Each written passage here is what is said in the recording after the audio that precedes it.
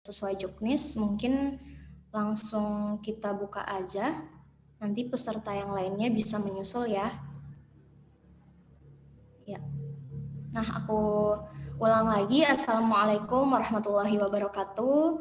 Innalhamdulillah. Waalaikumsalam warahmatullahi wabarakatuh.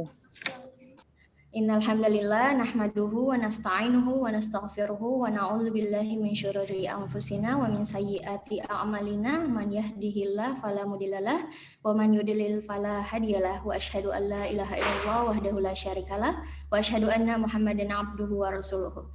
Segala puji hanya milik Allahu Rabbi, segala zat yang maha agung, zat yang maha rahim, yang telah memberikan beribu-ribu nikmat tak terukur. Nikmat iman, nikmat Islam, nikmat sehat walafiat, sehingga kita bisa berkumpul di ruang virtual yang insya Allah diberkahi Allah Subhanahu wa Ta'ala. Salawat kepada baginda Rasulullah SAW tak lupa kita curahkan. Semoga keluarganya, sahabatnya, dan kita selaku umatnya yang mengikuti sunnah-sunnahnya mendapatkan syafaatnya. Rekan-rekan Korma, rahimakumullah, apa kabar semuanya? Semoga puasanya lancar dan tetap semangat menebar kebaikan ya. Nah, sebelum memulai agenda hari ini, yuk kita baca doa belajar dulu, biar ilmu yang kita tuai hari ini berlimpah keberkahan. Rabbi zidni ilman warzuqni fahman. Ya, jadi kembali disampaikan bagi rekan-rekan peserta kelas online Ramadan, berikut saya sampaikan ketentuan dan tata tertib selama pelaksanaan Korma 2021 kerjasama GK dan Bekal Institut. Yang pertama, peserta menggunakan nama Zoom yang sama dengan nama yang didaftarkan serta diimbau menonaktifkan suara saat bergabung di Zoom meeting. Perlu diingat kembali bahwa e-sertifikat akan diberikan pada peserta yang mengikuti minimum 4 sesi dari total 6 kelas yang diadakan. Jadi nanti pada akhir sesi, saya selaku host akan membagikan tautan presensi peserta yang hendak diisi bagi peserta Korma yang hadir pada hari ini untuk validasi sertifikat tentunya. Korma hari ini diharapkan bisa berlangsung dengan serius dan tentunya semoga interaktif sehingga materi bisa tersampaikan dengan baik dan harap peserta tetap fokus hingga akhir sesi nanti. Jazakumullahu khair semuanya, semoga giat kita sore ini menjadi ladang ilmu dan amal di sisi Allah Azza wa Jalla. Oke, sudah ada tambahan peserta hari ini. Tanpa berlama-lama, mungkin langsung saja mari kita simak, resapi, dan maknai materi yang akan disampaikan oleh narasumber kita pada hari ini yang senantiasa membersamai sesi Korma sebelumnya, yakni Kak Hafif MM CRPH yang juga merupakan dosen Prodi Ekonomi Islam di Perbanas Institut dan dosen Prodi Bisnis di Sekolah Tinggi Ilmu Ekonomi Hidayatullah. Materi kita hari ini bertajuk model pengelolaan bisnis syariah yang tentunya sangat esensial harus diketahui oleh muslim dan muslimat karena kembali lagi kita tidak akan pernah lepas dengan aktivitas perdagangan. Langsung saja kepada Kak Hafif, waktu dan tempat dengan ini disilahkan. Baik. Assalamualaikum warahmatullahi wabarakatuh. Waalaikumsalam warahmatullahi wabarakatuh. Ya, apa kabar semuanya? Peserta Korma. Alhamdulillah baik, sehat. Alhamdulillah. Saya nyebutnya Korba Brothers ya. Persaudaraan Korma ya, nggak apa-apa ya. Ya, alhamdulillah rabbil alamin. Wassalatu wassalamu ala asyrafil anbiya'i wal mursalin wa ala alihi wa ashabihi ajma'in amma ba'du. Allahumma salli ala sayyidina Muhammad wa ala ali sayyidina Muhammad. Alhamdulillah, mari sama-sama kita kirimkan, sampaikan, dan lantunkan segala puja, puji, serta syukur kita kehadirat Allah Subhanahu wa Ta'ala, di mana hanya Dialah yang telah memberikan kepada kita semua segala kekuatan ya, kekuatan ilmu, kekuatan iman, begitu, kekuatan fisik juga, sehingga kita masih, insya Allah masih semangat di pertemuan keempat nih. Pertemuan keempat nih sudah di lebih dari setengah jalan ya dari 6 kali pertemuan. Alhamdulillah masih ada yang stay tune di channel Korma gitu ya. Semoga channel ini lebih menyemangati teman-teman dalam menikmati dan mengelola waktu-waktu di bulan Ramadan. Amin ya rabbal alamin. Salawat dan salam kita kirimkan juga, jangan pernah kita lupakan ke junjungan kita semua, kekasih kita semua, dan juga kekasih Allah Subhanahu wa Ta'ala, yang kasih sayangnya kepada kita itu nanti insya Allah sampai di yaumul hisab, ya. Kasih sayang Rasulullah kepada kita itu insya Allah nanti sampai ke yaumul hisab. Nanti dicari nih, mana yang namanya Fadilah M. Rajab yang bantuin korma waktu itu. Mana nih yang namanya Ibu Zidan yang ikut sesi korma di bulan Ramadan. Mana nih yang namanya Mbak Puji Astuti, ya, Mbak Yulis yang ikut sesi korma di bulan Ramadan tahun 1442 Hijriah 2021 Masehi. Itu akan jadi jejak, bahkan jadi jejak digital, ya. Malaikat ngelihat nih gitu. Jejak digital, dan malaikat insya Allah mencatat, Allah juga pasti mencatat apa-apa yang sudah kita lakukan di bulan Ramadan ini. Baik teman-teman sekalian, Bapak Ibu sekalian, kita akan lanjutkan di materi keempat. Materi ini adalah lebih masuk ke tataran praktis, ya. Kemarin udah selesai di 3 materi awal, itu materi yang lebih banyak landasan dan fondasi, begitu. Masih ada yang ingat materi terakhir kemarin? Hukum bisnis dalam Islam. Wah, keren, Bu Zidan. Hukum bisnis dalam Islam. Bagus banget nih. Berarti sangat mengikuti kemarin, ya. Apa aja tuh, Bu? Hukum bisnis dalam Islam? Ilahiyah, sistematis, komprehensif, oke. Saumulia atau Saumulia. Saumulia. Udah cuma 3 itu, Kak. Oh, mantap. Keren. Berarti dicatat kemarin, ya, karena sebelum ngasih materinya tuh luar biasa nih Bu Zidan, ya. Yaitu adalah karakteristik hukum bisnis Islam dan hukum Islam. Itu yang dipakai untuk menghukumi, mensyariatkan, mengundang-undangkan, mengatur semua apa-apa yang akan kita lakukan di muka bumi ini, termasuk muamalah. Nah, pada kesempatan hari ini saya akan kasih materi tentang kira-kira apa, yo. Nah, kita lihat materinya.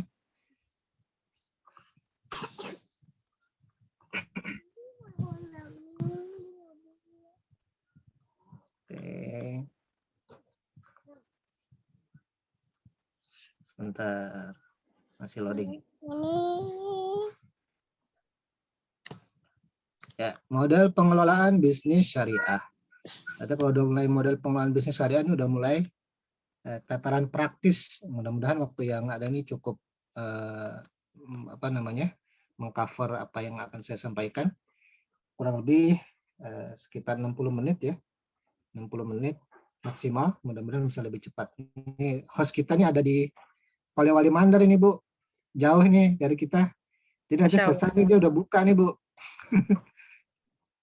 Kita buka lebih dulu nanti nih, Mbak Dila nih. Baik, model pengelolaan bisnis syariah. Baik, ini akan kita bahas tentang overview sedikit tentang apa itu bisnis dan lain sebagainya, lalu kemudian apa itu bisnis syariah dan Islamic business model. Nah, tapi saya mau kasih kuis dulu nih. Yang bisa jawab, silakan dipilih nih, ya. Kuis pertama, manakah yang bukan turunan kata Islam? Yang bukan. Ada syariah yang Islam bukan, ya. A atau B atau C atau D kira-kira. Itu. Ya. Ada yang bisa jawab? Silakan pakai suaranya.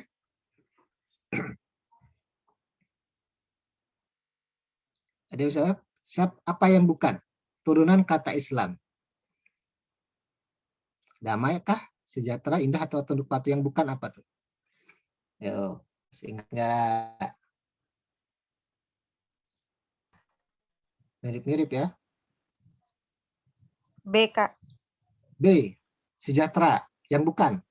Oh, yang bukan. Tunduk patuh.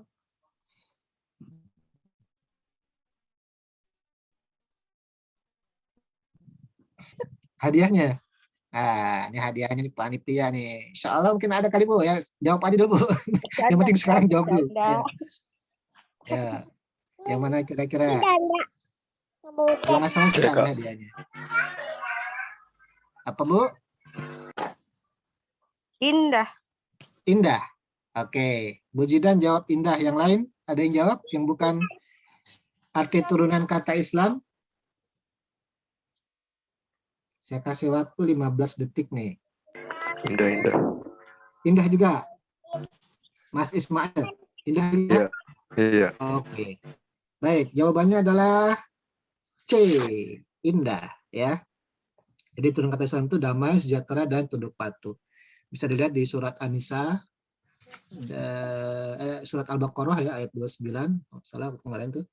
Nah, itu bisa, dan banyak sekali ya ayat-ayat yang berhubungan dengan arti kata Islam. Jawabannya adalah C. Indah itu bahasa ini tuh bukan Islam tapi jamil, jamal. Nah, itu indah artinya ya, bukan dari kata Islam. Yang kedua nih, yang kedua. Yang tadi itu sempat saya tanyain ke Bu Zidan, pasti sudah tahu nih. Yang bukan merupakan sumber utama sumber hukum bisnis Islam apa? Yang bukan.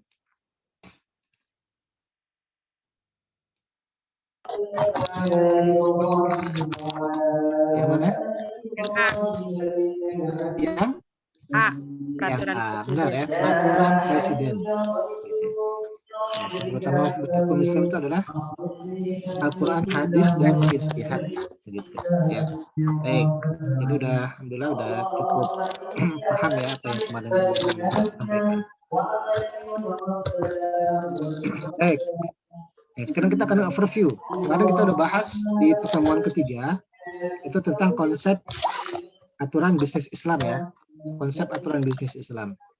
Nah, di situ kita lihat ada bagaimana Islam melihat ekonomi ya. Islam melihat ekonomi. Dalam salah satu surat dikatakan waladzi khalaqalakum ma fil ardi jami'an tsumma stawa ila samai fasawwahunna sab'a samawat wa huwa bikulli syai'in alim. Bahwa Allah menciptakan langit dan bumi, khalaqalakum ma fil ardi jami'a, buat kita semua. Ya. Lalu kemudian di ayat lain dikatakan itu lanjutannya di surat yang kemarin saya bahas tuh bahwa alam yang alokasi ini kita alokasi buat supaya kita dikelola gitu ya. Intinya seperti itu. Jadi sebenarnya apapun yang ada di dalam dunia ini di dunia ini ya, sumber daya alam atau sumber daya apapun yang ada di dunia ini yang Allah ciptakan itu fungsinya adalah supaya kita bisa mengelolanya. Supaya kita bisa memaksimalkannya. Tujuannya apa? Tujuannya apa kira-kira? Ya, tujuannya itu ada tentang orientasi ya, kita bahas tentang orientasi gitu ya. Orientasi pertama adalah untuk bersyukur. Nah, balik lagi tuh ke materi awal, untuk mencari berkah, untuk memberikan manfaat, untuk memberikan maslahat. Nah, paling nggak minimal seperti itu. Nah, itu adalah salah satu tujuan kita untuk menjadi khilafah atau pengelola sumber daya apapun yang Allah ciptakan di muka bumi ini. Nah, kemudian kita bahas tentang 3 bangunan atau 3 komponen bangunan Islam, yaitu ada akidah atau tauhid, lalu kemudian ada fikih itu ada atau syariat, ada syariat, ada fikih ibadah, ada fikih muamalah, lalu kemudian ada yang terakhir itu ada akhlak. Nah, kita akan bahas fikih muamalah lebih dalam lagi di sini, gitu, tentang bisnis syariah. Kita lihat khusus tentang perkembangan bisnis Islam atau bisnis yang berkonten syariah, ya, bahwa sekarang tuh menjamur ya. Dari yang konvensional sampai yang modern. Nah, yang konvensional, contohnya apa kira-kira? Contoh bisnis syariah yang konvensional atau jangan konvensional deh, yang udah modern, kira-kira apa? Yang lebih kekinian. Ada yang tahu? Bisnis itu yang ada apa namanya? Ada konten-konten syariahnya apa sih yang paling jelas kelihatan di depan mata kita? Perbankan syariah itu jelas tuh, asuransi syariah itu jelas, yang berbeda, yang bidang jasa keuangan, gitu. Lalu kemudian ada produk-produk misalkan imani, ya kayak misalkan link aja gitu, link aja syariah itu udah pakai syariah tuh, imani syariah, gitu. Itu yang lebih modern. Lalu kemudian ada hotel syariah, itu juga sudah mulai berkembang ya. Kalau zaman-zaman awal itu ada namanya Hotel Sofyan, itu hotel yang berbasis syariah. Orang masih tabu ya, masih itu apaan sih hotel kok ada syariah-syariahnya gitu. Ya. Emang yang sekarang ini nggak bagus gitu. Tapi ternyata itu berkembang ya, menjadi bisnis halal, bisnis syariah. Di Pekalongan itu juga ada hotel syariah juga ya di Jawa. Mungkin di Sulawesi juga udah ada tuh hotel-hotel syariah juga ya. Mungkin di Polewali Mandar saya nggak tahu ya, belum pernah ke sana juga soalnya. Nanti saya ke sana ke hotel syariah ya, kalau sempat begitu. Mudah-mudahan ada. Kalau nggak ada saya bikin nanti ya. Amin. Masya Ya. Allah. Nah, dengan berkembangnya bisnis tersebut, maka itu terjadi karena kesadaran masyarakat yang mayoritas muslim untuk menggunakan dan memanfaatkan produk-produk barang maupun jasa yang halal dan thayyib. Maka peran produsen atau perusahaan bisnis berbasis syariah menjadi sebuah alternatif yang cukup menjanjikan. Nah, ini berhubungan korelasinya dengan pembelajaran kepada masyarakat. Jadi di kampus-kampus itu udah banyak juga belajar atau kurikulum atau mata kuliah yang berhubungan dengan ekonomi syariah atau ekonomi Islam. Ada juga tentang bisnis Islam yang lebih spesifik lagi. Itu juga banyak. Nah, itu kenapa ada kurikulum yang baru tersebut? Karena ini untuk mendukung, mensupport perkembangan ekonomi dan bisnis syariah yang semakin berkembang. Nah, tetapi di satu sisi perkembangan di satu sisi patut disyukuri ya. Namun pada sisi lain juga perlu diwaspadai karena bukan tidak mungkin berbagai variasi produk syariah yang bermunculan saat ini ternyata tidak lebih dari sekedar berganti nama saja. Cuma tempelan. Kalau kita tuh bahasanya Islam KTP doang ya, Islam KTP doang. Kontennya sebenarnya sama, ya nggak ada syariah-syariahnya, cuman labelnya doang. Sebagai alat marketing. Ini udah syariah loh, ini udah halal loh, tapi ternyata kalau kita telusuri lebih dalam itu belum lengkap ya, belum syariah banget begitu. Nah, artinya secara paradigmatik sebuah perusahaan bisa saja tetap berpijak pada konsep bisnis sekular kapitalistik. Jadi sebenarnya dia yang penting itulah untung banyak, gitu. Tidak menggunakan konsep-konsep yang syar'i, gitu. Tapi masih dikotomi itu membagi dua sendiri-sendiri. Ya agama-agama, ya Islam-Islam, gitu. Yang agama-agama ya bisnis-bisnis. Enggak bisnisnya nggak diselimuti dengan konsep-konsep yang Islami dan syar'i, gitu. Dipoles dengan label syariah, tepatnya label etika Islami seperti jujur, amanah dan sejenisnya itu hanya sebagai polesan aja, make up saja, tapi sebenarnya belum syar'i atau belum Islami. Nah, ini menjadi PR juga ya, buat kita, maksudnya sudah tahu ya ilmu ini supaya nanti kita bisa lebih cermat lagi untuk memilih. Kalau misalnya kita sebagai konsumen, sebagai customer untuk melihat ini emang benar nih syariah apa enggak gitu. Nah, kalau kita udah tahu, kita bisa lihat tuh, bisa telusuri lebih dalam dengan ilmu yang sudah kita dapat. Kalau kita sebagai produsen, sebagai penjual, ya kita harus menerapkan ilmu yang sudah kita dapat begitu. Ya, sambil berjalan gitu ya, mungkin belum terlalu sempurna banget, tapi mudah-mudahan cepat atau lambat bisa kita terapkan. Dan insya Allah ini akan menjadi tren yang cukup berkembang beberapa tahun mendatang.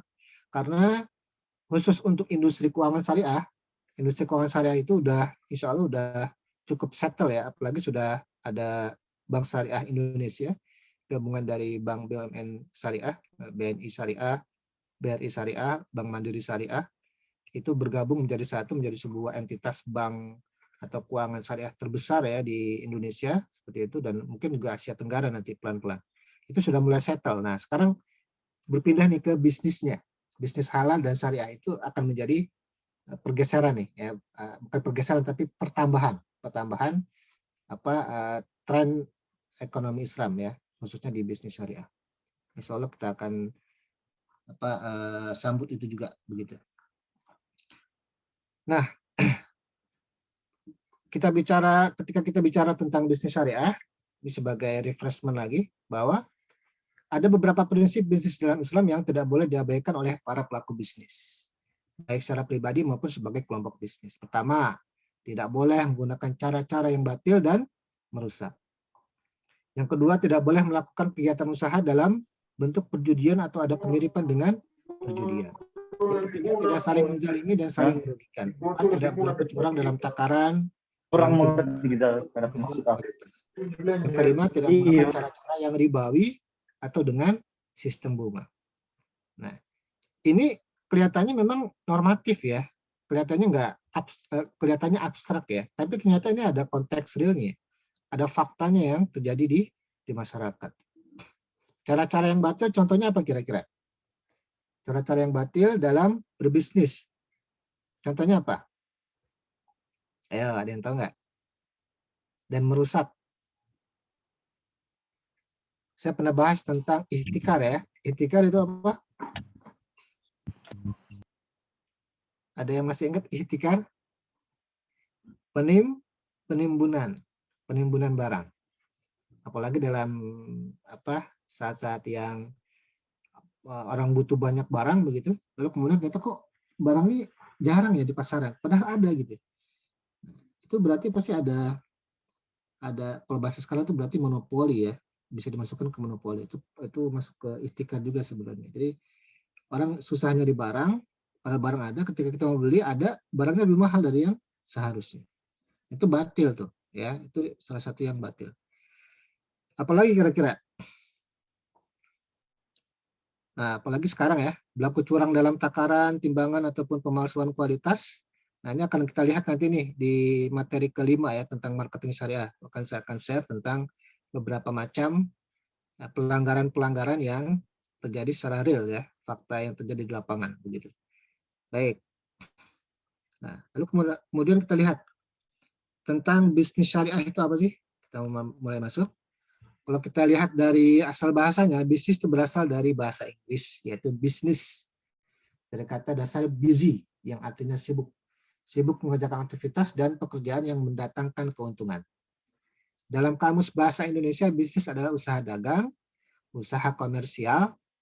Bisnis sendiri memiliki dua pengertian yang berbeda, yakni pertama, bisnis adalah sebuah kegiatan, dan kedua, bisnis adalah sebuah perusahaan. Gitu. Jadi kalau misalkan bisnis tapi nggak melakukan apa-apa, nggak sibuk begitu, maka dipertanyakan bisnis apa ya, gitu. Tapi kalau ada sesuatu yang dilakukan ya, dalam usaha tersebut, dalam bisnis tersebut, berarti dia masuk dalam kategori bisnis, gitu. Jadi seperti itu ya.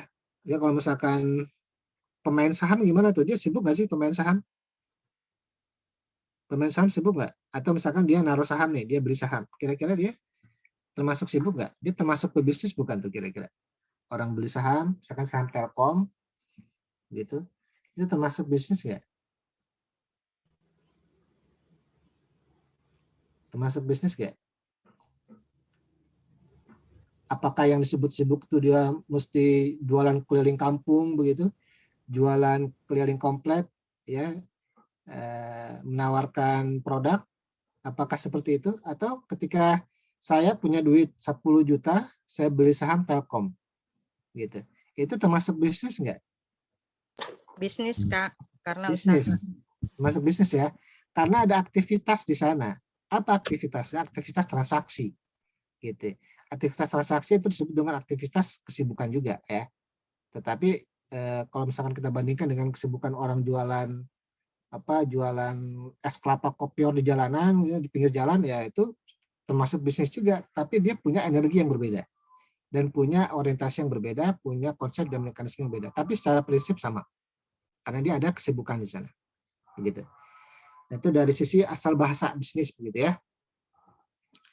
Lalu kemudian dalam Islam, bisnis dapat dipahami sebagai serangkaian aktivitas bisnis dalam berbagai bentuknya yang tidak dibatasi jumlah atau kuantitas kepemilikan hartanya, barang jasa termasuk profit. Namun dibatasi dalam cara perolehan dan pendayagunaan hartanya. Nah, jadi ada aturan halal dan haram. Jadi sebenarnya kalau kita mau memberikan harga ke sebuah produk, itu sebenarnya nggak ada batasan minimal harga berapa, nggak ada. Gitu. Harga yang mau kita kasih ke customer itu nggak ada batasan. Mau kasih misalkan kita jualan sendal nih, jualan sendal mau lebaran kan, nah, sendalnya buatan lokal, ya, ada yang 100.000 dan 150.000 ya. Nah, kita beli modalnya misalkan 75.000, kita mau jual berapapun boleh, nggak ada batasan gitu, nggak ada batasan. Kita mau jual 100.000 boleh, 150.000 boleh, jual 1 juta juga boleh, nggak ada masalah, nggak ada batasan di sana, ya, secara konsep pemberian harga. Tetapi biasanya kalau misalkan cuma melihat harga yang akan kita kasih, itu memang seperti itu. Tapi kalau misalkan kita melihat persaingan dengan kompetitor, ya, kita melihat ke arah sana juga, pasti penjual juga akan mikir, kalau saya jual dengan price seperti itu atau harga seperti itu, kira-kira laku apa enggak nih? Karena kan kompetitor pasti jual bisa jadi ada yang sama nih jual produknya. Nah, berarti itu dipengaruhi oleh harga, itu dipengaruhi apa? Dipengaruhi oleh permintaan dan penawaran, gitu. Itu sunatullahnya begitu. Karena nggak ada dasarnya untuk mempengaruhi harga. Nah, dan itu sudah ditetapkan ketika Rasulullah menjadi Rasul. Rasulullah nggak mau netepin harga tuh. Ketika transaksi bisnis di pasar nggak mau. Karena harga itu menurut Ibnu Taimiyah juga itu berdasarkan sunatullah tuh itu bergerak sendiri berdasarkan permintaan dan penawaran. Itu menurut Ibnu Taimiyah ya. Dia bahas sedikit tentang ekonomi di karyanya begitu. Tapi yang dibatasi itulah aturannya, cara dagangnya. Gitu. Cara dagangnya yang dibatasi. Jangan sampai merugikan orang. Apa aja yang merugikan orang? Penimbunan, timbangan yang nggak pas gitu. Kemudian kecurangan, penipuan. Nah, itu yang dibatasi. Itu cara dalam berbisnis. Al-Quran menjelaskan tentang konsep bisnis dengan beberapa kata. Di antaranya adalah at-tijarah, itu berdagang atau berniaga. Al-bai'u, menjual, dan tadayantum, muamalah. Bisnis dalam Al-Quran, baik yang terambil dari term tijarah, al-bai', istaro, maupun tadayantum, tidak hanya menjelaskan bisnis dalam sifat material, tapi juga imaterial. Usaha muslim sebagai pelaku bisnis harus bekerja sesuai dengan profesionalitas dan tetap menjalankan perintah Allah. Jadi nggak cuma aspek materi, tapi imateri juga. Apa itu? Itu adalah etika bisnisnya dilihat. Etika bisnis ini akan kita bahas nanti di pertemuan terakhir sebagai pertemuan penutup etika bisnis. Apa saja yang ada di ekonomi Islam atau bisnis Islam. Lalu dalam bisnis Islam, seorang harus selalu mengingat dan menyerahkan semua hasil usaha yang telah dilakukan kepada Allah SWT. Dengan berserah diri kepada Allah dan menganggap kerja sebagai ibadah, seorang akan selalu ikhlas dalam pekerjaan ini, disebut dengan tauhid uluhiyah. Jadi kalau yang fathah ini berhubungan dengan tauhid, keyakinan kepada Allah SWT. Jadi yang pernah saya bahas kemarin, bahwa ketika orang untung banyak, maka dia pasti senang ya. Untung 100%. Dia misalkan punya modal 1 juta, untungnya 1 juta, berarti dia punya 2 juta loh. Lalu kemudian dia jual lagi, untung lagi 1 juta, begitu. Maka dia pasti akan senang. Tapi dibatasi senangnya, jangan terlalu euforia. Gitu. Jika dikasih sesuatu yang menyenangkan, jangan terlalu berlebihan. Itu udah aturan itu ada ya, kurang lebih seperti itu redaksinya. Ketika dikasih sesuatu yang tidak menyenangkan, juga jangan terlalu bersedih gitu. Jadi aja, biasa aja gitu. Jangan terlalu depresi atau kecewa banget, jangan terlalu seneng banget sampai lupa gitu. Lupa bahwa rezeki itu adalah berasal dari Allah SWT. Maka balik lagi nih ke materi awal, bahwa tauhid itu dipakai oleh pebisnis muslim untuk proses menjalankan bisnisnya atau transaksinya. Gitu. Sehingga apa? Hatinya itu tetap tenang. Untung sedikit, dia tenang. Untung banyak, dia tenang. Rugi sedikit, dia tenang. Rugi banyak, juga tenang begitu. Jadi dia pasrah banget gitu ya sama Allah SWT. Itulah yang menjadi kekuatan mental dari seorang pebisnis tuh. Ya, karena seorang pebisnis itu bekerja dengan ketidakpastian ya. Yang laku berapa hari ini ya? Dia nggak tahu tuh, nggak tahu. Besok laku berapa ya? Nggak tahu tuh. Yang disiapkan oleh pebisnis itu adalah mentalnya. Mental untuk siap apapun yang terjadi. Untung besar, untung kecil, rugi besar atau rugi kecil. Ini nampaknya sudah ada yang siap-siap buka puasa tuh. Oke.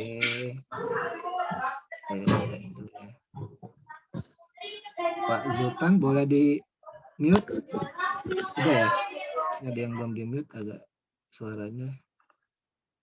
Ya, oke, makasih. Kita lanjutkan. Nah, prinsip dasar dan orientasi bisnis dalam Islam.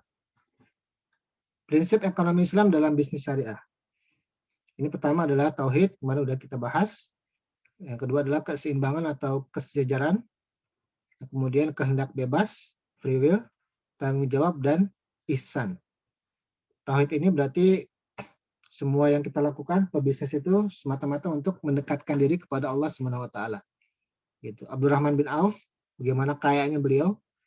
Kalau sekarang itu mungkin dia masuknya bukan miliuner lagi, mungkin triliuner ya, sejajar dengan Bill Gates ya, sejajar dengan Steve Jobs, sejajar dengan kalau yang di barat tuh Elon Musk ya, yang punya satelit ruang angkasa.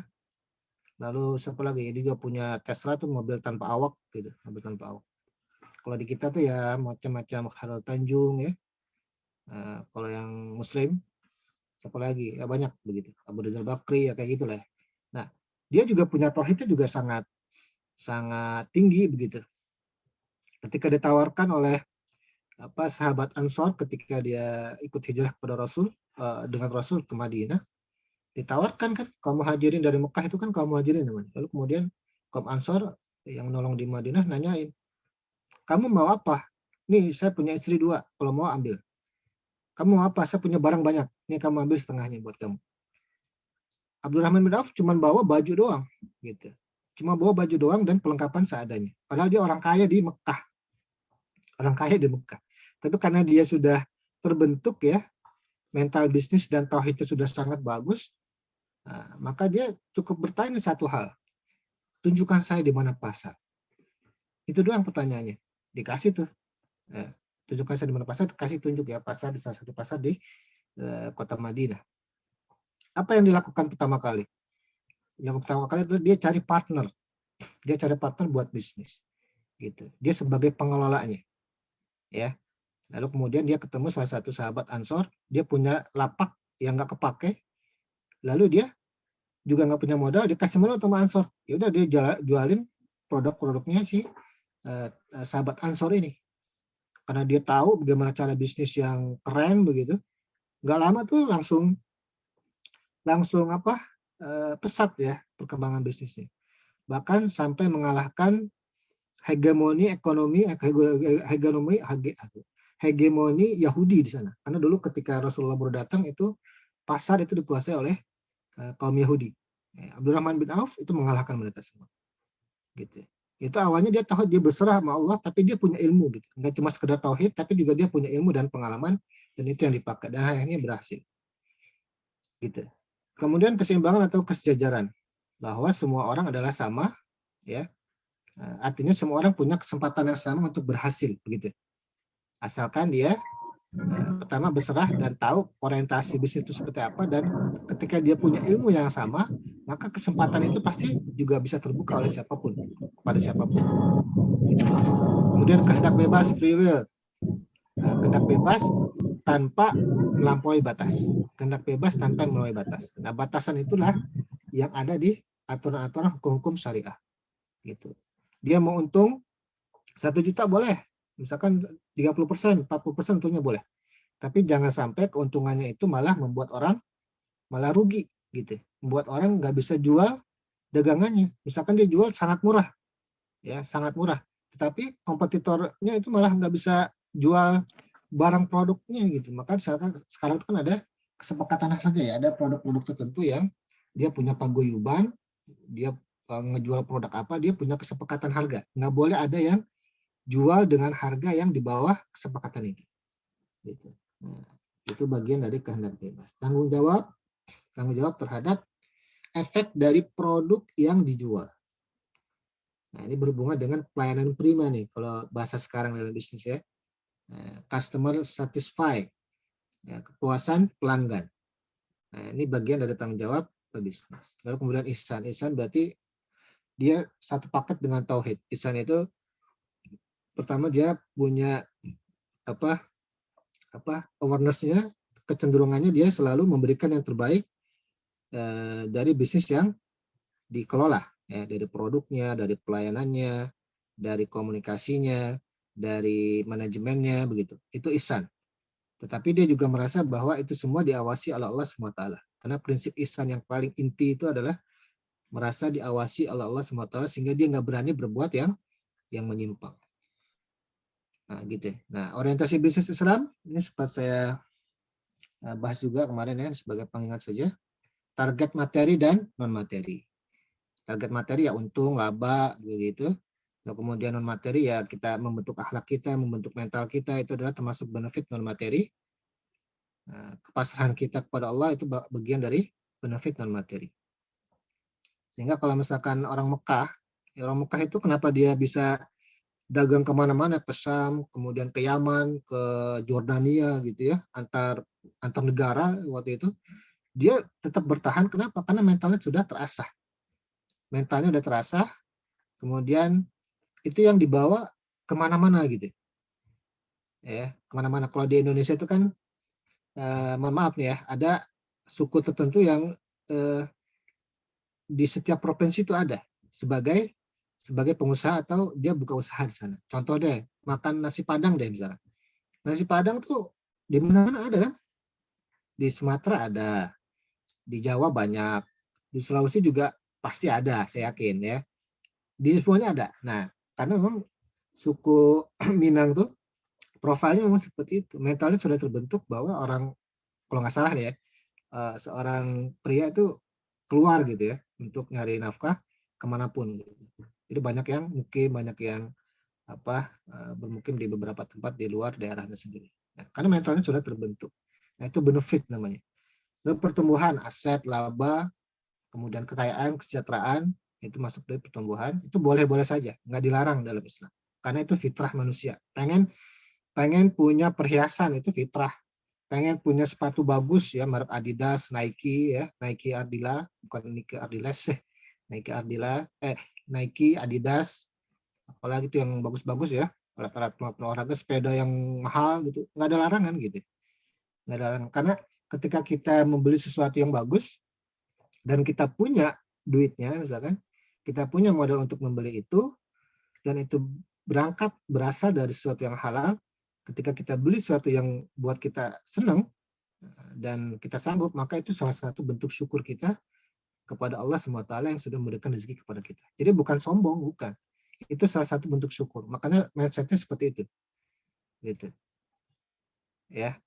Kemudian keberlangsungan, eksistensi bisnis. Ya. Semakin lama dia berlangsung, eksisnya semakin lama, maka dia akan semakin banyak berikan manfaat dan maslahat. Gitu. Keberkahan, ya, hidup tetap tenang, hidup tetap enak makan, ya, enak tidur. Nah, kemudian tetap sehat gitu, bisnis banyak, kesibukan banyak, tapi dia tetap fit, tetap sehat. Itu bagian dari keberkahan juga sebenarnya. Ya, jadi duit yang keluar itu nggak buat biaya rumah sakit, nggak buat biaya rumah nggak biaya buat berobat anak begitu atau keluarga gitu. Tapi dipakai buat sedekah, dipakai buat bangun masjid, dipakai buat bangun jalanan. Itu bermanfaat. Itu keberkahan itu. Itu bagian dari keberkahan. Nah, itu orientasi bisnis kan seperti itu ya. Lalu kemudian bagaimana sebenarnya bisnis modelnya? Nah, kita masuk bisnis modelnya. Kita lihat. Bagaimana Islam mengatur bisnis model? Kurang lebih ada 3 nih. Ya.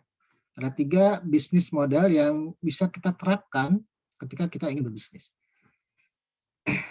Pertama itu adalah sole proprietorship atau kepemilikan tunggal. Merupakan suatu usaha yang dijalankan sendiri oleh perorangan tanpa menggunakan bentuk usaha yang terpisah dan tersendiri. Yang kedua itu adalah partnership, merupakan satu usaha yang dikembangkan secara bersama-sama oleh 2 orang atau lebih untuk mendistribusikan keuntungan dari hasil usaha yang dijalankan oleh mereka. Yang ketiga itu adalah mudharabah, ya. Mudharabah ini Mudharabah ini adalah suatu usaha dalam bentuk kerjasama antara 2 atau lebih pihak di mana pemilik modal, sahibul mal, mempercayakan sejumlah modal kepada pengelola mudharib dengan suatu perjanjian di awal. Kalau di hukum positif kita atau undang-undang kita di Indonesia itu soal partnership, kepemilikan tunggal itu kayak usaha perseorangan ya. Ya, usaha perseorangan. Dari skup yang paling kecil sampai ke skup yang menengah itu bisa dimiliki oleh 1 orang doang. Begitu. Contoh jualan sejadah ya. Dia punya toko offline, dia punya toko jualan sejadah atau toko perlengkapan muslim. Nah, itu bisa dimiliki oleh 1 orang. Gitu. Kayak kios-kios di mal-mal itu. Itu rata-rata itu kepemilikan tunggal ya. Kepemilikan tunggal. Jadi dia punya duit secara pribadi, dia punya duit, dia suka dagang gitu misalkan perlengkapan alat muslim atau dagang makanan, Ya, dia sewa kios atau sewa toko, dijualan di sana. Jadi dia yang manage tuh, duitnya dia yang manage, penjualan dia yang manage, keuntungannya dia yang manage, pembeliannya dia juga. Jadi all in dia yang melakukan. Gitu. Itu kepemilikan tunggal kalau bahasa sekarang.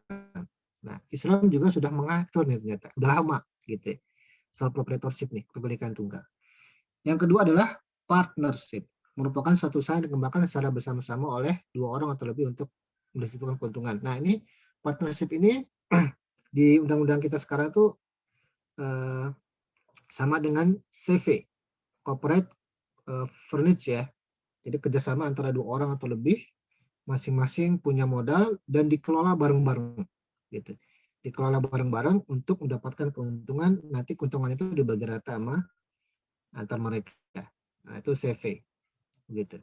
Jadi sama-sama punya modal dan sama-sama dua-duanya itu ikut dalam operasional perusahaan atau operasional bisnis. Gitu. Contoh Bu Zidan dengan siapa? Mbak Septi ya. Nah, sepakat nih bikin usaha laundry ya kan? Bikin usaha laundry. Nah, biar keren, bikin CV, badan hukum CV. Ya, masing-masing hitung modal nih, misalkan 50 juta deh. Bu Zidan 50 juta, Mbak Septi 50 juta. Bikin CV. Lalu operasionalnya mereka tuh atur gitu. Misalkan Bu Zidan dia ngelola apanya nih, ngelola keuangannya kan, ngelola apa? Pick up pakaiannya gitu. Kemudian nyucinya, sedangkan Mbak Septi misalkan apa ngelola neriskanya gitu, kemudian ngelola apa bahan-bahan buat nyucinya gitu kayak sabun dan sebagainya, ya, pembelian dan sebagainya. Kemudian pengiriman kembali ke customer misalkan. Jadi karena ada pick up service, nah, dia ngatur. Nah, itu diatur oleh mereka berdua. Nah, itu namanya partnership.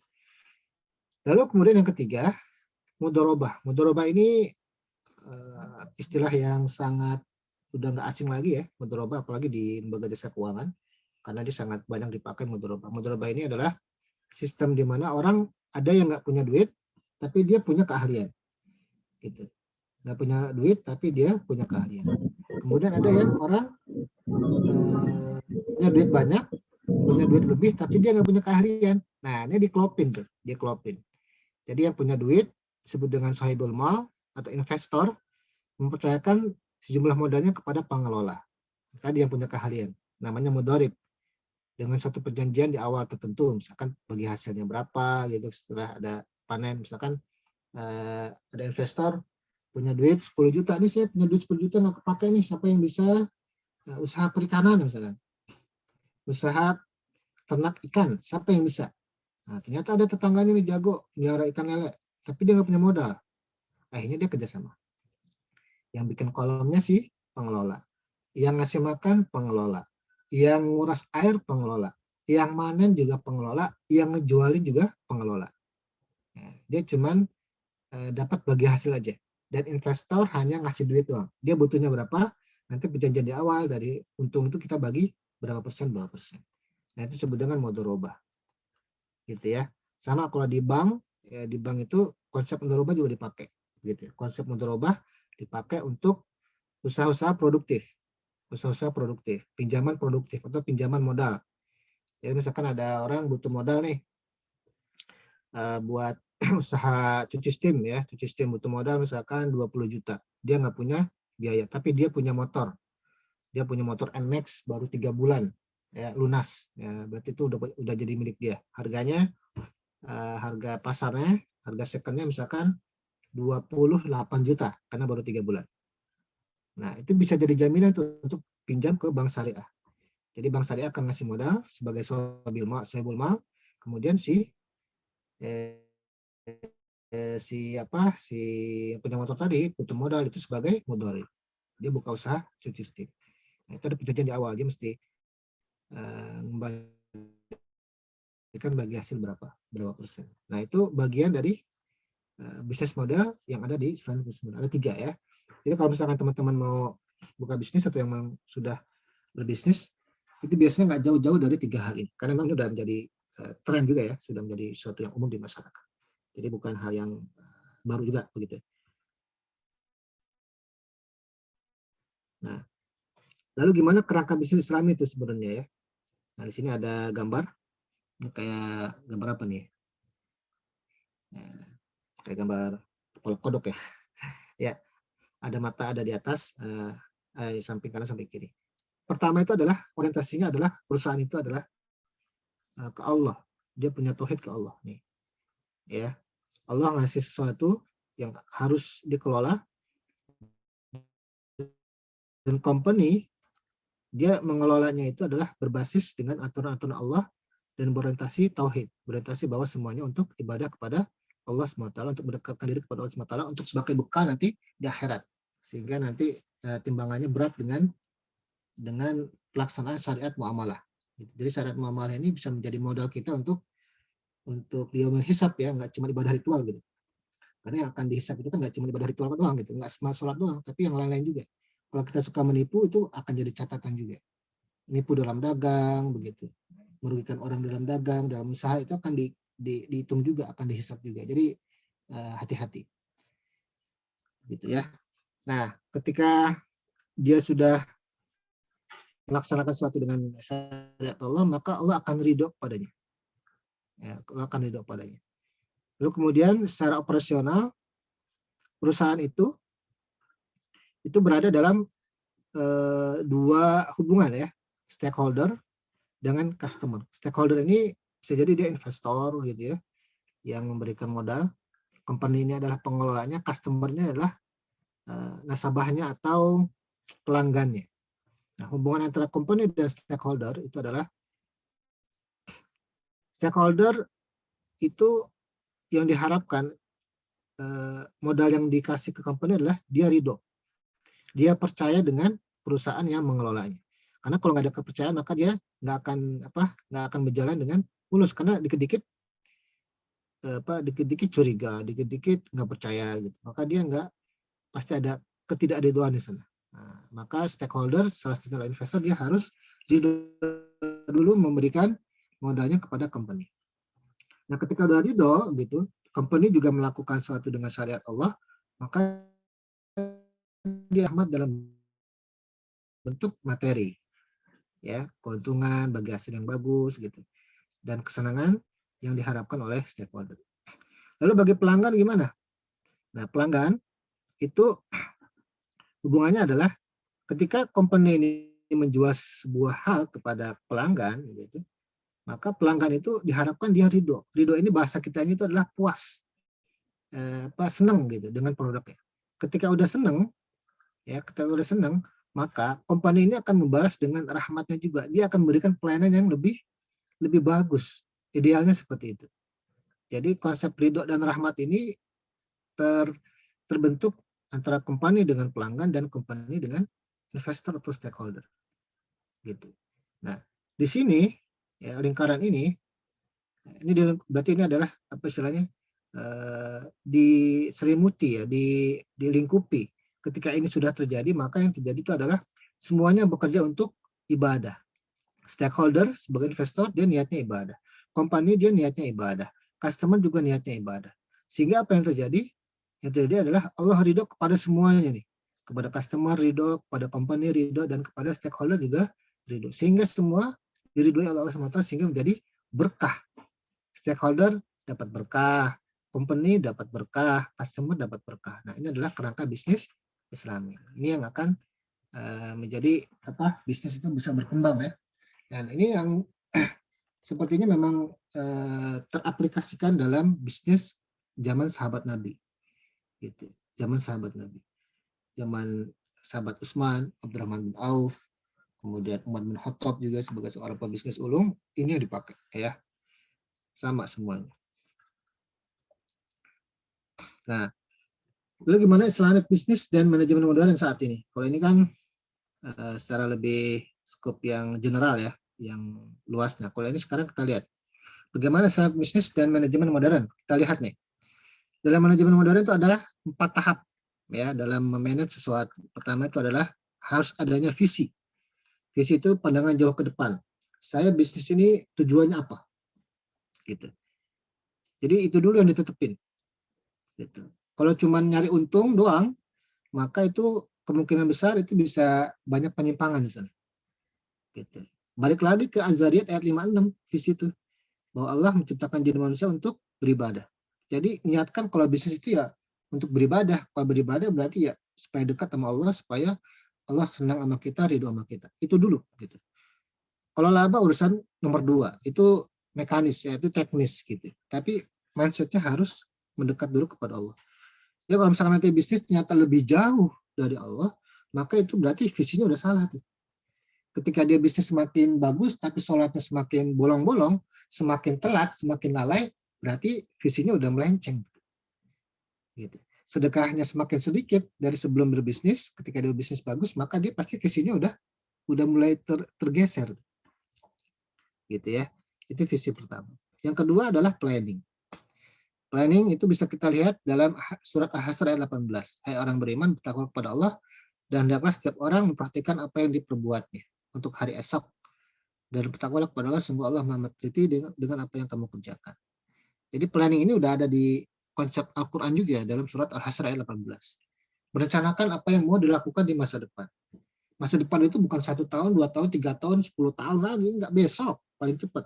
Bahkan mungkin 1 jam ke depan itu adalah termasuk planning juga. Gitu.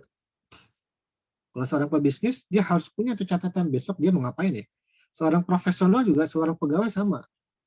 Dia harus punya jadwal agenda. Jadwal agenda itu masuk planning, itu masuk di bisnis, sambil bisnis juga, termasuk di manajemen modern juga, itu masuk klub dia. Itu. Kalau saya dulu waktu kerja di perusahaan itu setiap hari itu ada agenda. Besok saya mau ngejar apa. Pebisnis juga harus ada tuh. Besok mau jual apa, jual berapa, jual ke siapa, untung berapa. Gitu. Ya, itu planning. Kedua, organizing. Bisa dilihat dalam surat As-Saff ayat 4. Ya. Organizing berarti mengatur, mengelola. Sebenarnya Allah mencintai orang-orang yang berperang di jalannya dalam barisan yang teratur. Mereka seakan-akan seperti satu bangunan yang tersusun kokoh. Organizing. Berarti dia bisa mengelola orang-orang yang di dalamnya. Sehingga orang-orang yang di dalam itu bisa bantu dia, sehingga dia bisa mencapai ekspektasi dari perusahaan atau bisnisnya. Untuk yang punya anak buah, gitu ya. Untuk yang punya anak buah. Dia bisa mengatur, ya. Berperang di sini, kalau dulu konteksnya memang berperang, benar-benar berperang ya.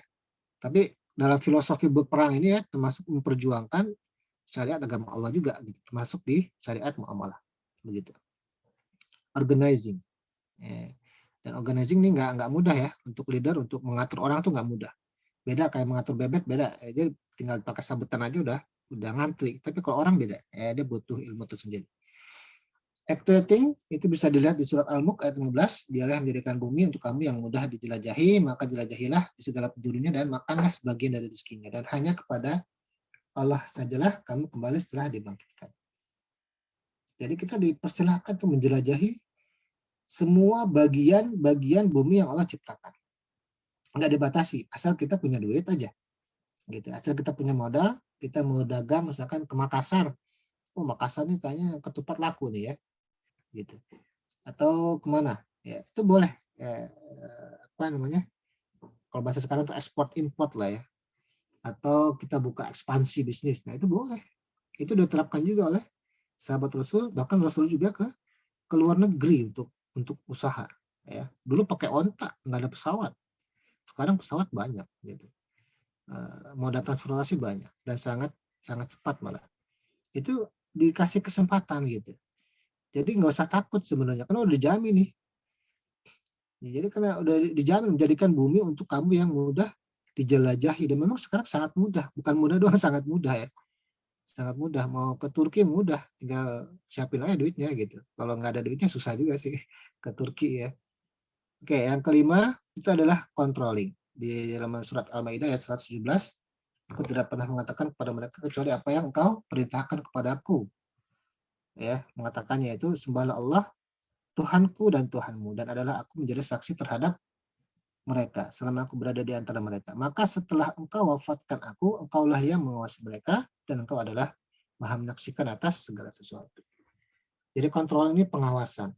Jadi dalam aspek manajemen modern Islamic business, ketika kita punya anak buah, kita wajib mengawasi anak buah. Gitu. Dan pengawasan itu bagian dari Islamic business.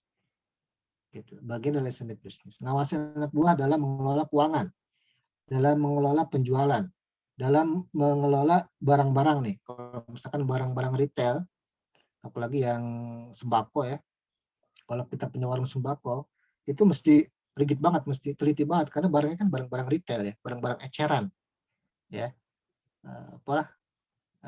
Semuanya diecerin gitu, kopi, ya gula, ya telur.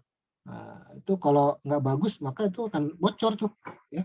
Modalnya segini kok dapatnya cuma segini ya. Nah, itu berarti pengelolaan keuangannya kurang bagus. Berarti orangnya kurang diawasi. Apalagi kalau misalkan yang punya nggak ngawasin dan nggak terjun langsung. Makanya kalau saran dari para expert usaha mikro ya, kalau mau usaha mikro kita terjun langsung, jangan ngasih ke orang ya, karena zaman sekarang itu ya bukannya kita curiga, tapi memang kepercayaan itu menjadi sebuah hal yang langka ya. Beda zaman dulu gitu ya, zaman dulu beda. Sekarang itu memang menjadi zamannya langka. Kadang-kadang teman sendiri itu menjadi musuh kita dalam hal bisnis, bahwa uang kita kabur dan lain sebagainya. Itu bagian dari uncontrolling ya, tidak terkontrol begitu. Nah, ini semua manajemen modern ternyata udah ada di Al-Qur'anul Karim. Ini salah satu ayat aja nih saya ambil ya. Surat Az-Zariyat, Al-Hasr, As-Saff, Al-Mulk, Al-Maidah. Jadi manajemen modern ini itu klop dengan Islamic business. Dan ini sudah ada sejak 14 abad yang lalu. Sedangkan manajemen modern tahun berapa baru ada. Nah, jadi sebenarnya kita harusnya lebih oke dalam memanage sesuatu daripada sekarang yang pakai ilmu dari barat seperti itu. Begitu. Nah, kita langsung masuk nih ya, salah satu contoh ya, 4 menit lagi. Terus belum 6 menit lagi lah. Gitu. Ini contoh, salah satu contoh saya ambil, penerapan Islamic business di salah satu perusahaan berbentuk PT. Kalau berbentuk PT ini berarti bisnis modelnya apa nih? Yang partnership, mudharabah, atau yang sole proprietorship kira-kira? Kalau PT. Kira-kira apa? Tadi ada 3 kan? Ada yang partnership, mudharabah, dan sole proprietorship gitu. Yang sendiri. Nah, ada yang bisa jawab? Tahu ya, PT Karya Toha Putra ini apa nih? Perusahaan apa dia? Ini kalau orang pesantren nih sering beli produk nih biasanya nih, orang pesantren nih. Santri-santri. Karena buku-bukunya banyak dari Toha Putra. Pesantren di Jawa banyak pakai. Hah? Penerbitan dan percetakan. Ya, ada di situ Bu ya, udah ditulis.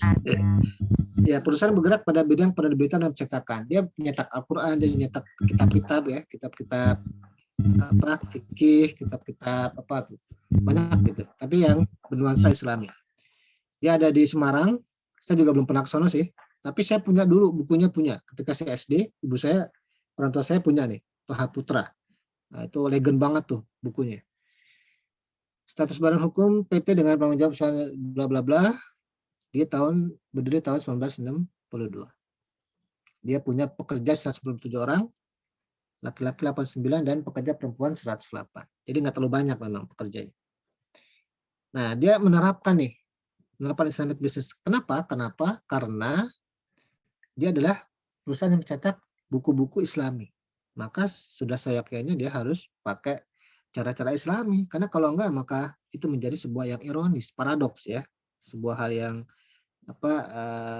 antara kenyataan dengan yang seharusnya itu berbeda, itu menjadi sebuah paradoks seperti itu. Contohnya dalam hal rekrutmen nih, PT Putra mendekati praktek manajemen bisnis Islami, tapi dia nggak terlalu bisnis Islami juga, nanti saya jelaskan. Dia cuma mendekati, tapi masih bagus lah daripada nggak sama sekali ya. Hal itu terlihat dengan adanya proses rekrutmen yang tertutup dan terbuka. Tertutup yakni membuka kesempatan kerja untuk kerabat. Nah, kalau bahasa sekarang itu nepotisme ya. Nepotisme. Hal ini dilakukan, dia punya tujuan untuk menjamin attitude sikap Islami dari calon pegawainya. Gitu. Dia bentuk badan hukumnya PT, tapi sebenarnya dia perusahaan keluarga. Perusahaan keluarga. Kalau PT itu kan, kalau bahasa yang lebih profesional, dia bukan perusahaan keluarga. Tapi secara mekanisme peraturannya, mekanisme operasionalnya, yaitu pegawainya itu banyak kerabatnya. Gitu. Karena dia punya tujuan memang untuk menjamin sikap Islam. Karena dia lebih tahu nih, kalau keluarga lebih tahu ya, kalau bukan orang lain dia tahu nih, ini gimana nih agamanya. Dia bisa tanya ke orang tuanya, dia bisa tanya ke pamannya gitu. Nah, dia punya tujuan. Kenapa dia bersifat tertutup? Tapi juga dia bersifat terbuka, yaitu membuka kesempatan kerja untuk kalangan umum yang bukan keluarga, khususnya untuk posisi tertentu yang krusial yang tidak bisa diambil dari kerabat. Nah, misalkan kerabatnya itu ada yang nggak bisa, misalkan untuk IT ya, IT, maka diambil dari luar ya untuk bikin sistem IT-nya. Nah, itu dipakai sama dia. Nah, Toha Putra mencantumkan kriteria Islami sebagai standar seleksi, salah satunya dengan tes membaca Al-Quran yang digunakan untuk mengetahui sejauh mana kandidat mengamalkan dan memahami Islam. Ya, cetakan Al-Quran masa nggak bisa baca Al-Quran? Nah, itu aneh ya. Maka dia pakai tes membaca Al-Quran. Ini yang pertama, rekrutmen. Lalu kemudian ada kontrak kerja. Isi kontrak kerja meliputi jenis pekerjaan, kemudian jangka waktu kerja, lalu kemudian ada percobaan, lalu kemudian diangkat menjadi pegawai tetap. Lalu besarnya gaji juga diperoleh. Ini adalah komponen utama dari kontrak kerja. Tetapi di sini yang saya ketahui, kontrak kerja ini nggak semuanya dapat, gitu. Hanya yang punya skill-skill tertentu yang dikasih kontrak kerja. Nah, padahal sebenarnya kalau dalam muamalah itu semuanya harus pakai kontrak kerja, harus ada akad. Akadnya itu ditulis dalam hitam di atas putih, karena biar jelas. Perjanjian kerja, kontrak kerja itu perjanjian kerja, akad kerja. Begitu. Nah, kenapa? Ya, karena ya mungkin ini saya belum terlalu dalam ya. Karena kalau kontrak yang lebih pakai kontrak kerja nih, kalau yang saya lihat, karena dia untuk yang rekrutmen yang terbuka, bukan yang kerabat. Kalau kerabat kadang-kadang nggak usah pakai kontrak kerja, lu kerja aja, gue kasih gaji gitu ya. Tapi yang untuk yang luar itu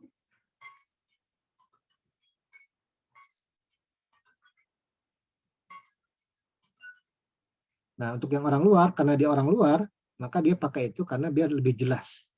Karena dia nggak tahu juga kan, bisa jadi nanti dirugikan oleh pekerja dari luar tersebut, maka dia perlu kontrak sebagai mengikat pegawai tersebut. Lalu kemudian misalnya gaji yang akan diperoleh. Nah, ini yang terjadi di PT Toha Putra. Secara kesyariahan, keislamian juga dia belum murni banget juga ya dari sisi kontrak kerja dan perjanjian kerja. Idealnya memang semua pekerja harus pakai perjanjian kerja, dia kerabat atau bukan, dia pakai perjanjian kontrak kerja. Karena dalam kontrak kerja itu adalah untuk melindungi hak-hak dan kewajiban yang harus diterima. Nah, di sana itu ada hak-hak perusahaan, di sana itu juga ada hak-hak pegawai, di sana ada kewajiban perusahaan, di sana juga ada kewajiban pegawai. Nah, itu harus saling mengisi, nggak ada yang saling dirugikan. Itu fungsi dari kontrak kerja atau perjanjian kerja. Lalu pilihan kerja, ya intinya saja ini, pilihan kerja di sana itu dilakukan secara non formal kepada para pekerjanya. Pihak manajemen mengungkapkan bahwa sistem pilihan kerja dilakukan oleh para mandor yang membawahi puluhan bawahannya. Tetapi yang lebih penting itu adalah dalam penilaiannya itu dia melihat dari sisi kesyariahannya. Nih, di poin berapa nih? Poin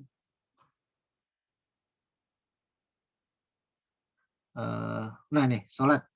Fatwa Islami memuat tentang kehadiran pekerja pada saat diadakannya sholat berjamaah tiap hari, keaktifan dalam kajian yang dilakukan oleh perusahaan setiap bulan sekali ya.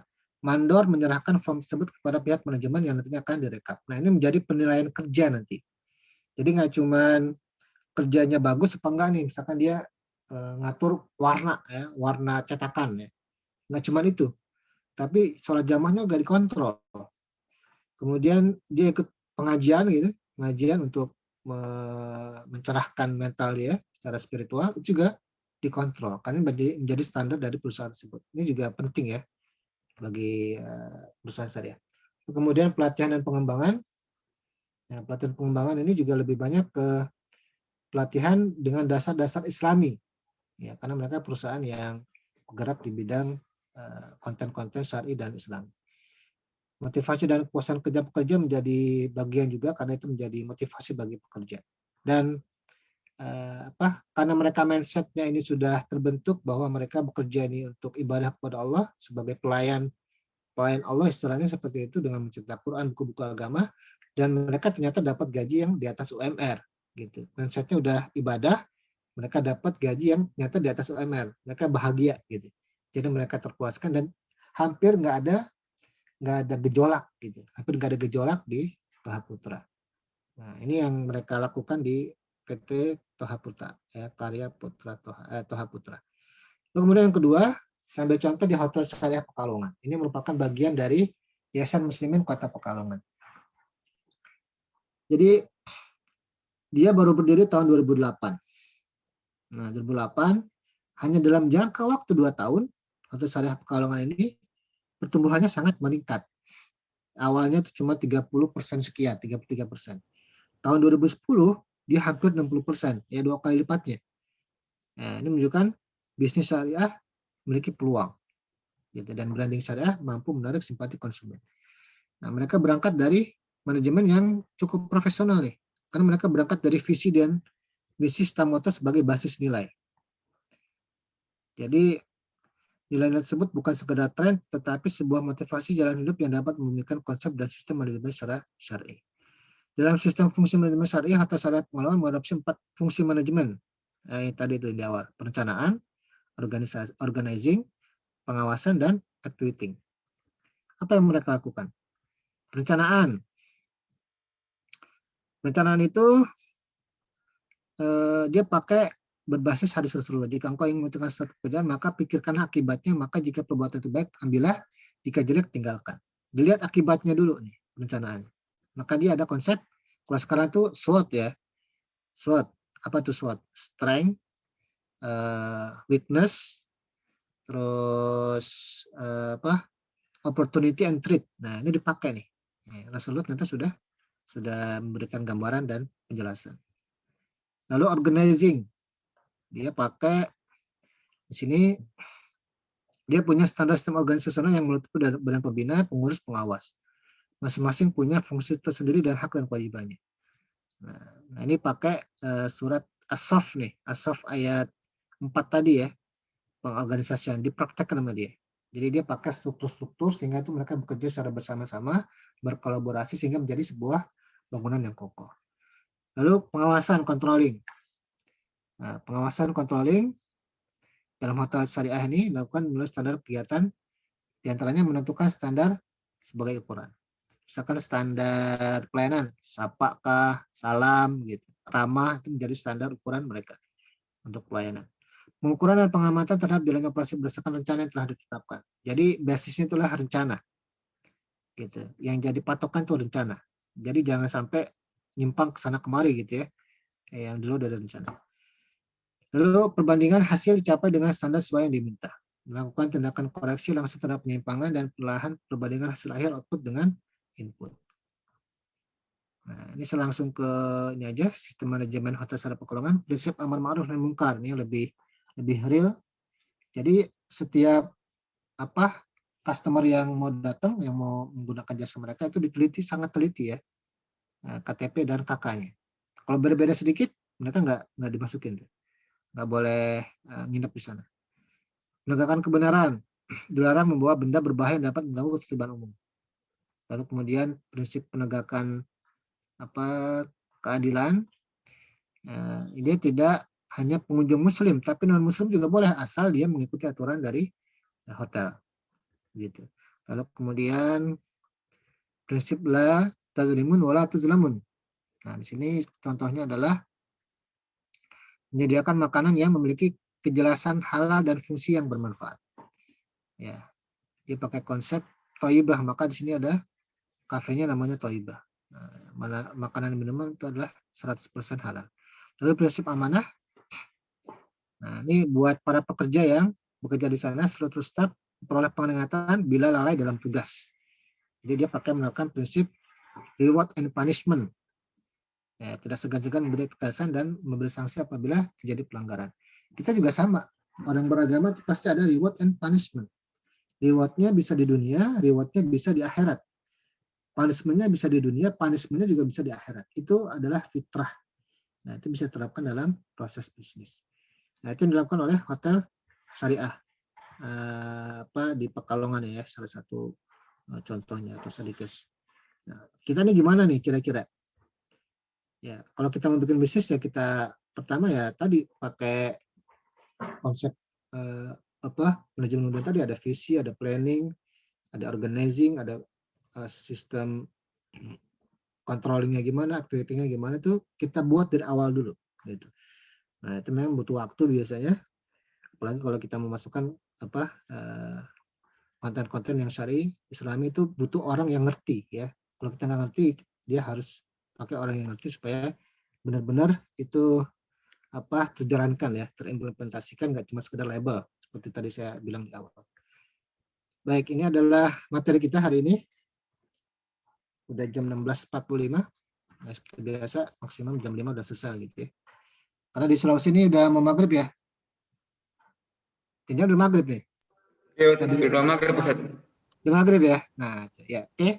Ini dari saya. Ada pertanyaan sebelah sini?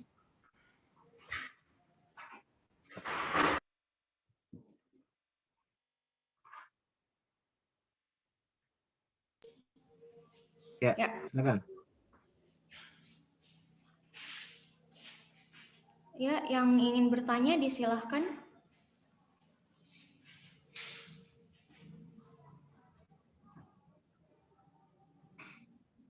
Di sini ada yang udah usaha belum? Ada yang udah punya usaha? Mungkin bisa sharing nih. Ini udah materi keempat. Ya, saya harapkan ada sharing dari teman-teman yang mungkin sudah atau mau mulai usaha boleh, begitu. Mau konsultasi ya di sini boleh, atau yang sudah punya usaha dan mau sharing gimana penerapan etika bisnis atau bisnis yang syariah seperti apa. Ya silakan.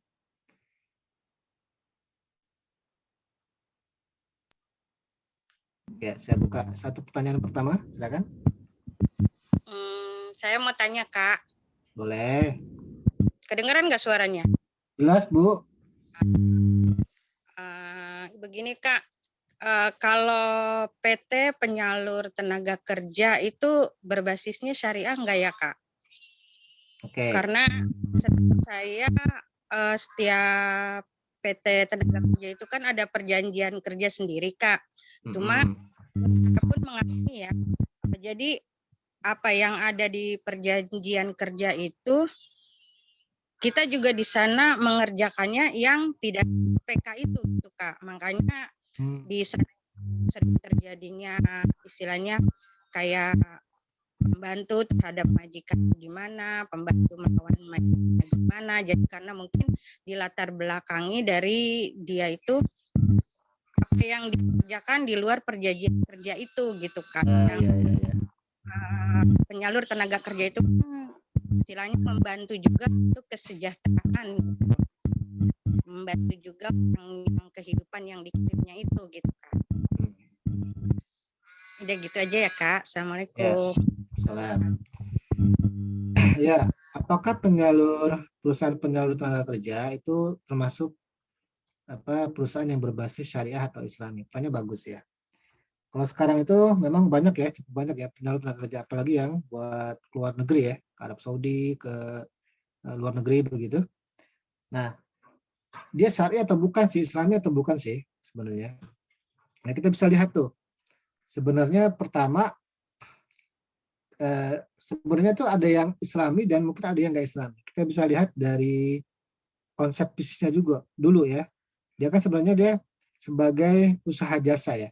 Sebagai usaha jasa, konsepnya adalah dia membantu orang yang butuh pekerjaan gitu untuk mendapatkan pekerjaan. Begitu. Kalau bahasa sekarang itu kayak outsourcing lah modelnya gitu ya, kayak outsourcing lah seperti itu. Jadi dia sebagai perantara ya.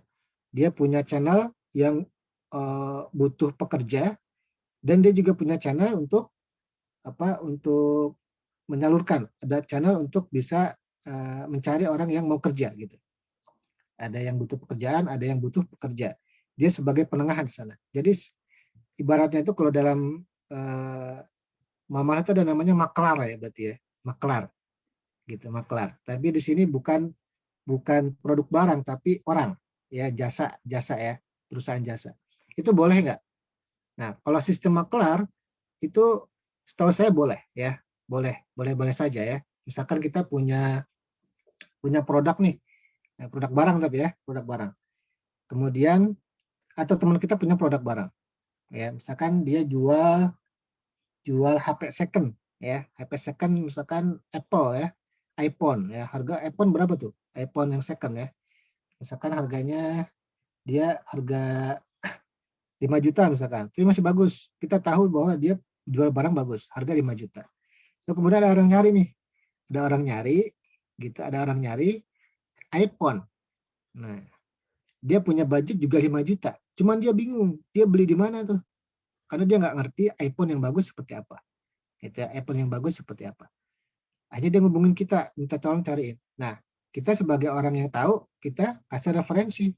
Gitu. Tapi kita nggak kasih referensi karena kita mau dapat sesuatu juga, maka kita jualin barang dari teman kita yang punya iPhone ke orang yang butuh iPhone. Kita sebagai di tengah ini, sebagai maklar lah istilahnya gitu. Nah, tetapi ada syaratnya. Kita nggak boleh ngejual barang, ya, ngejual barang atau produk barang sebelum kita milikin, gitu. Sebelum kita milikin. Nah, maksudnya gimana? Maksudnya adalah ketika kita mau jual barang ke misalkan yang butuh iPhone tadi, maka barang yang orang jual, yang teman kita jual itu yang punya produk barang itu harus kita beli dulu, baru kita jual menjadi hak milik kita, lalu kemudian kita jual ke orang yang butuh tersebut.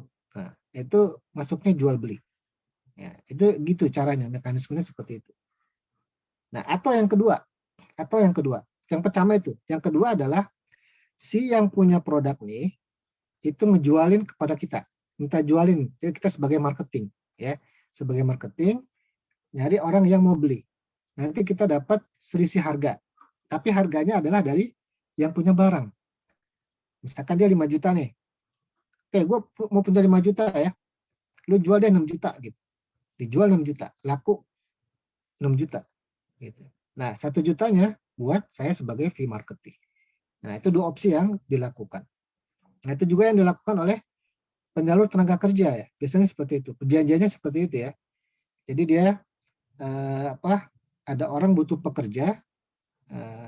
Nah, pekerja yang butuh pekerja misalkan dari Arab Saudi nih. Arab Saudi butuh pekerja untuk rumah tangga. Akan digaji misalkan 2 juta rupiah per bulan gitu. Nah, lalu kemudian si pekerja nih yang direkrut sama dia untuk jadi pekerja, nah itu akan digaji oleh saya gitu. Akan digaji oleh saya sebagai penyalur tenaga kerja sebesar misalkan 1.750.000. Nah, berarti saya punya akad kepada yang butuh kerja dan saya punya akad terhadap yang butuh pekerjaan, ya. Nah, selisihnya itu diambil sebagai untung karena biaya jasa. Nah, setahu saya itu boleh gitu. Tapi memang harus jelas akadnya. Gitu. Akad antara poin-poin misalkan antara saya dengan yang butuh pekerja itu harus sama akadnya dengan antara saya dengan yang membutuhkan pekerjaan. Itu harus klop. Misalkan dari sisi job desk-nya itu harus clear ya, harus clear. Jadi ketika job desk yang butuh pekerja itu misalkan pekerjaannya hanya ngepel, jagain anak dan bersih-bersih rumah cuma 3, maka cuma 3 itu aja yang dilakukan. Dan ketika saya ke yang pekerja tadi, ya maka itu juga yang disampaikan. Jadi sama, ya job desk-nya sama, akadnya sama. Nah, gitu. Terus kemudian kalau misalkan ada perbedaan, maka sebenarnya itu harus ada namanya konsep compliance. Ya. Compliance berarti pengaduan karena ada ketidaksesuaian. Nah, itu harus cantum juga di akad. Kalau nggak ada, maka itu menyalahi prosedur. Itu menyalahi prosedur, nah itu berarti udah nggak syar'i pasti. Jangankan syar'i, karena itu menjadi penipuan jadinya. Itu terjadi zolim namanya. Ya, zolim juga dilarang dalam agama. Jadi mesti dilihat di situnya, dilihat dari akadnya. Kalau akadnya itu nggak sesuai dengan yang terjadi di lapangan, maka itu terjadi zolim, itu terjadi penipuan ya, jadi penipuan. Dan penyalur tenaga kerja ini juga bertanggung jawab, menjadi penanggung jawab ya terhadap kesusahan yang mungkin akan terjadi kepada pekerja tadi. Tapi kenyataannya kan nggak begitu ya. Kalau sekarang ya, kalau udah di sono ya udah dilepas gitu aja gitu, nggak dibelain juga ketika ada masalah. Ujung-ujungnya pemerintah kita yang tempuan Nah, itu yang jadi PR kita. Nah, itu mesti penyalur tenaga kerja harus tahu dulu nih. Sebenarnya itu menjadi PR juga ya. Kezaliman itu banyak terjadi kepada para imigran ya, para imigran atau para pekerja migran ya, pekerja yang berada di luar negeri itu TKI, TKW gitu. TKI berarti secara umum pria bisa wanita. Kalau TKW tenaga kerja wanita, apalagi wanita ya di luar negeri itu kan harusnya tetap harus diawasi terus karena wanita itu kan harusnya dilindungi gitu, sifatnya harus dilindungi, nggak bisa dilepas begitu aja.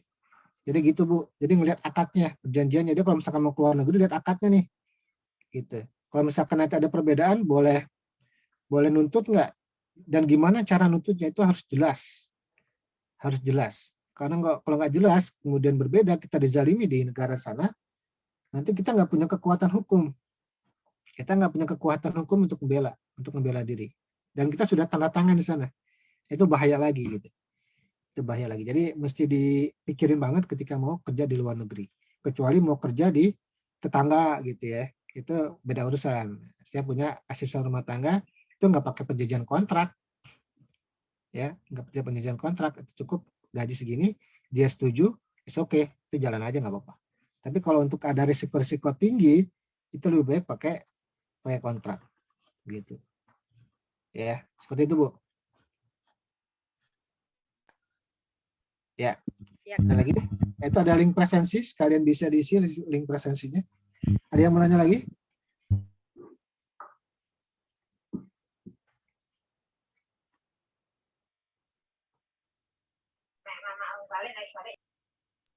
Saya start namanya. Ya.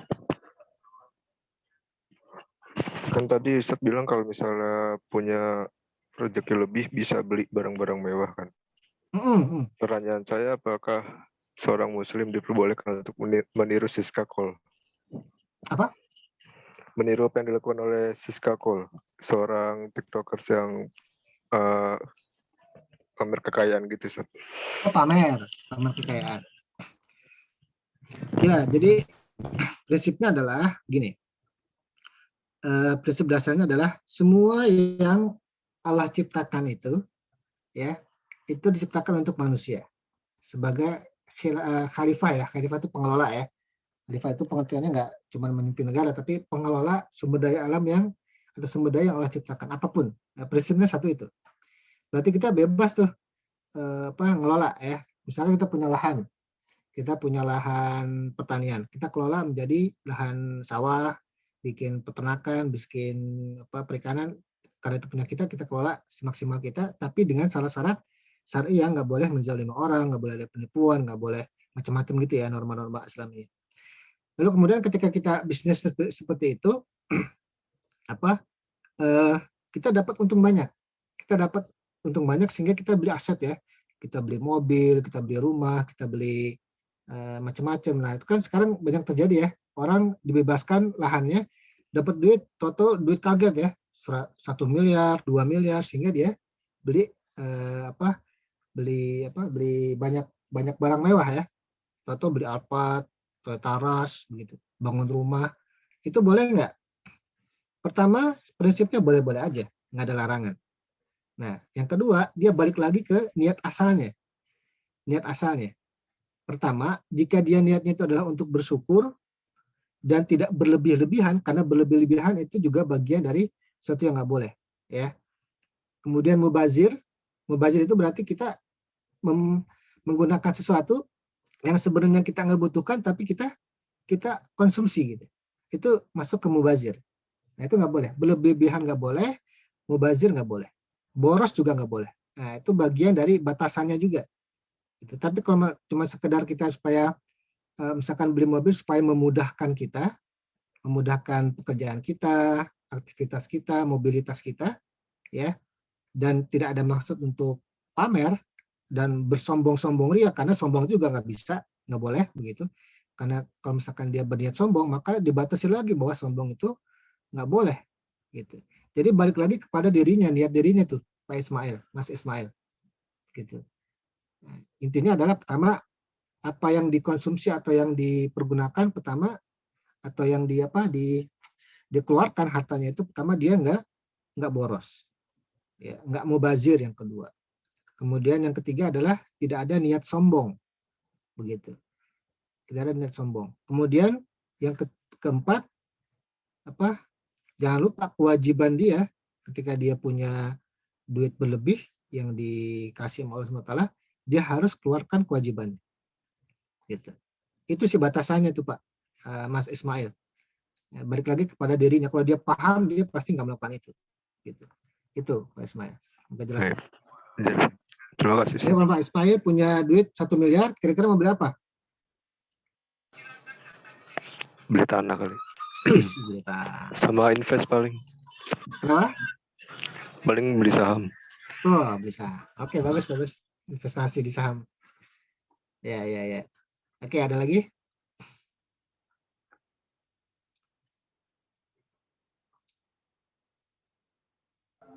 Udah jam 5 pas. Iya, waktunya. Udah maghrib di sana ya? Iya, Ustadz, 5 menit lagi ini. Oh, pas. Oke. Kalau sudah ya, kan dicukupi saja sesi hari ini. Baik sekali, Ustadz. Ya, kembali diingatkan kepada peserta agar mengisi link presensi. Link presensinya sudah dibuka 5 menit tadi dan maksimal akan ditutup 10 menit setelah sesinya yang selesai. Untuk linknya mungkin bisa di copy paste aja, soalnya tampilannya di saya juga seperti itu.